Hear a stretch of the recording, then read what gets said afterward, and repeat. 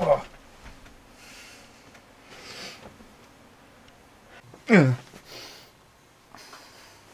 Time's it?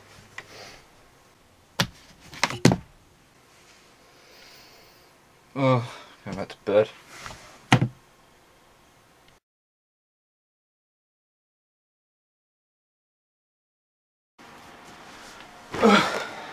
Well, seeing as I'm not getting to bed anytime soon, might as well play a game. What do we got? Ah, Prince of Persia. Sands of Time. These games were amazing back in the day. I wonder if it still holds up. This game was like no other. There were plenty of third-person action-adventure games because that's what was popular.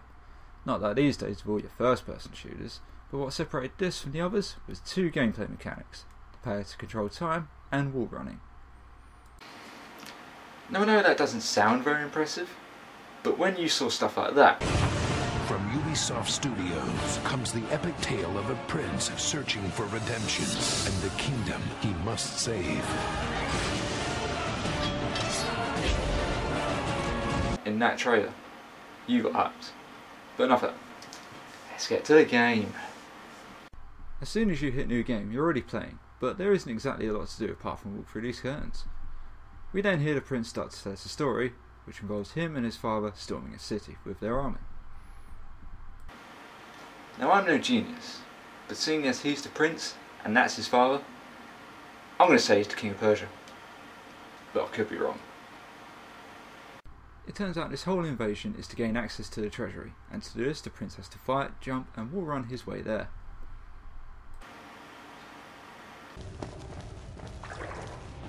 Press R1 to drink.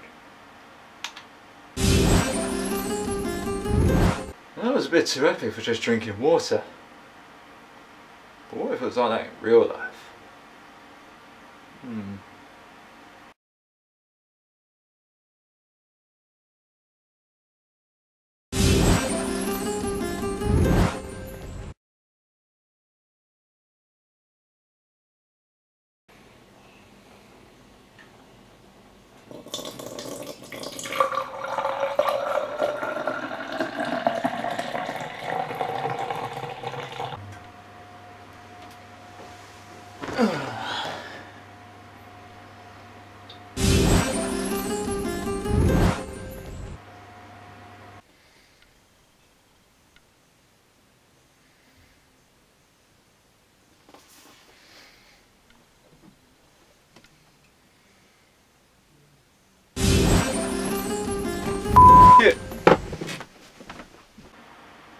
This is where you get to grips with the bulk of the gameplay.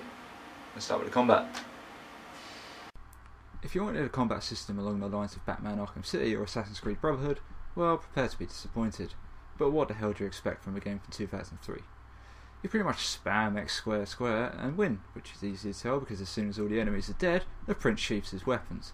How he knows that no one will jump out and stab him, I'll never know, but apparently he does.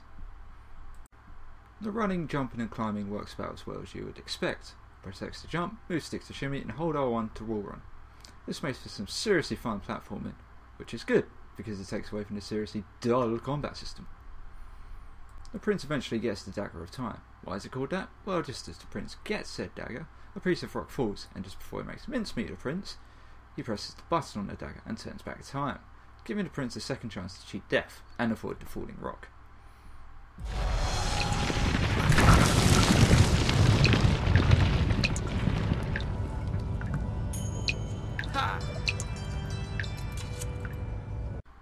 The prince then escapes the city using his new ability to rewind time. The prince finds his father and presents him with the dagger, and then Jafar asks for the dagger, but his father's all like, "Oh no, finders keepers," and lets the prince keep the dagger. Among the dagger and the many other treasures they find, they acquire the Sands of Time, which they take back home to Azad to present to the Sultan. I don't see a problem with this. When they present the sands to the Sultan, Jafar tells the prince to plunge the dagger into the sands to unlock their true power. Nope, nothing could possibly go wrong here. It's a really good idea. No! It's a super good idea. Stop! This is an awesome idea!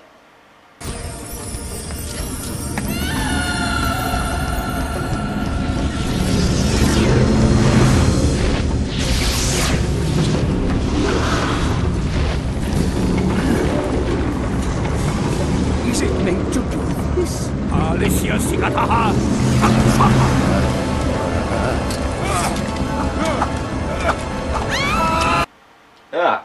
Well, I didn't see that coming.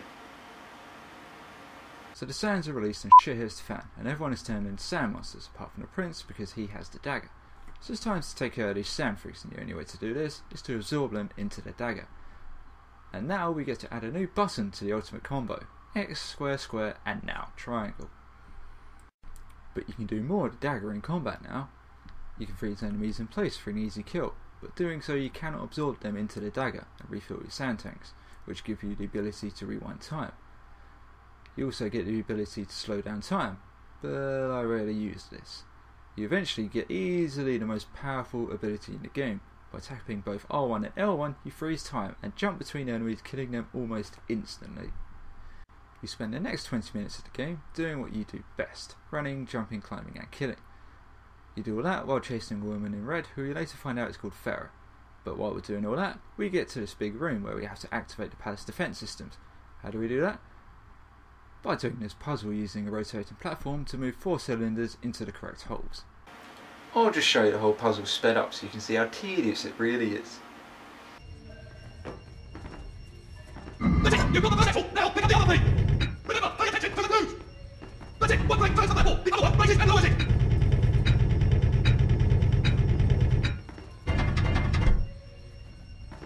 That's two!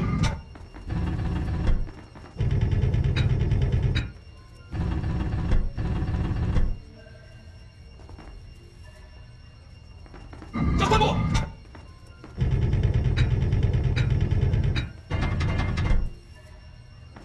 That's four! Now, bring up the top and line them up with their gears!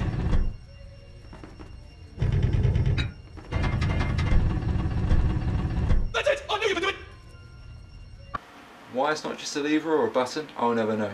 But now the palace defences are up, and they're actually really good at killing sand monsters. And the prince. So this just makes all the platforming more of a challenge, which is nice because now you have to time all your jumps and wall runs in order to avoid various traps, like spinning wall saws, spiky pillars and rotating blades, which a normal person could easily just crawl under, but not the prince. He has to roll.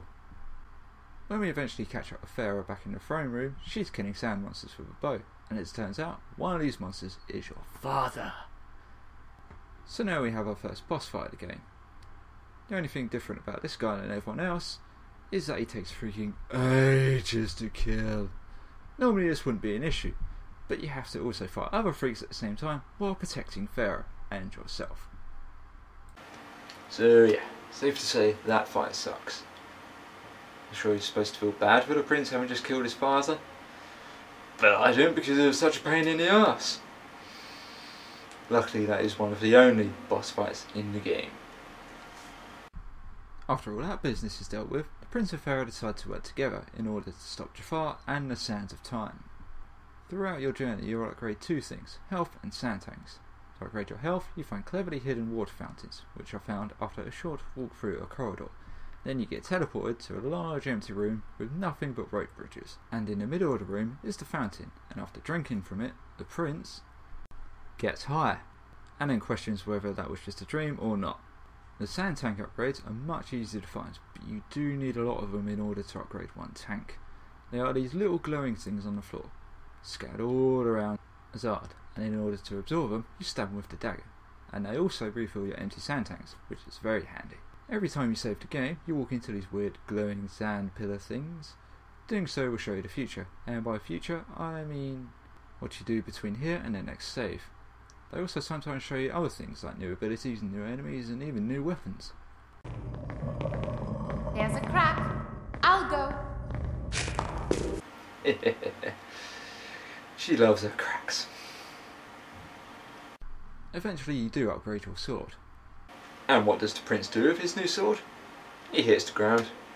Because screw sharpness apparently.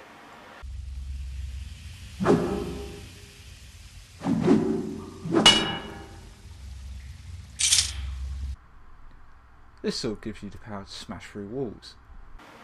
Is that down to the sword or the strength of the person using the sword though? Anyway, this sword is also stronger than your last one, meaning enemies get knocked down in less hits.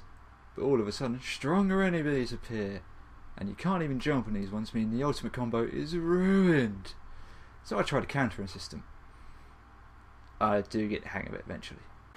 If for some reason you need to know how far you are through the game, just check how much of the prince's shirt is still on him. If the prince has lost one sleeve, you're more than a quarter way through. If he loses both sleeves, you're over halfway. And if he loses the whole shirt, you're on the last quarter. A short while after the prince loses the rest of his shirt, we get to the top of the Tower of Dawn, where the hourglass is being kept. And once the prince climbs the top of the hourglass, he's about to end the whole thing when He stops to question Farah on why she trusts him, seeing as his father just destroyed her city. this gives Jafar enough time to conjure up a sandstorm and send you two away to a tomb, where Farah gives you a bollocking for not destroying the sands. Then they do what every other couple does after having a bit of a tiff. They have sex. Ow. Sorry. You then wake up to find Farah gone, and you follow her voice down to a room with one of the most annoying puzzles in the game. There are 7 ways to go, but only one will be correct, but that takes you to another one, and another one. But if you go through the wrong one, it sends you all the way back to the beginning. I'm sure there's a way to mathematically figure this out, but I just use trial and error. Anyway, after getting your ears chewed off by the repeating dialogue in that puzzle, the prince finds Farah, naked. Okay, now they're doing it. But when the prince wakes up, he questions whether that was a dream or not, and finds that Farah has taken his sword and his dagger. But it's okay, because after you casually stroll past these enemies and complete a simple light puzzle, you get a new sword. And with this sword, combat becomes a hell of a lot easier, and fun again. Because now, enemies die in one hit, and because you no longer have the dagger, you don't need to worry about absorbing them. This also leads to a new problem. No sands means no sand powers. No sand powers means no rewinding time. No rewinding time means, well, you get it by now, I'm sure. So after once again climbing to the top of the Tower of Dawn, and not dying if you're a pro, Like me. you find Farah fighting with some sand monsters. And I'm going to leave it there, because if there's one thing I do hate, it's spoilers. Therefore, in all of my videos, I'm going to try to spoil as little as possible. I know I may have spent a lot of time moaning about the combat, but I still had a hell of a lot of fun with this game, and I'll highly recommend you pick it up as part of the HD trilogy, which is the version that I was playing. Be warned though, there are quite a few sound glitches in the HD editions, and if you're wondering my thoughts on the next 2 in the trilogy, I might get around to them at some point. I'm doing them next. Ah. Yeah. She loves her cracks.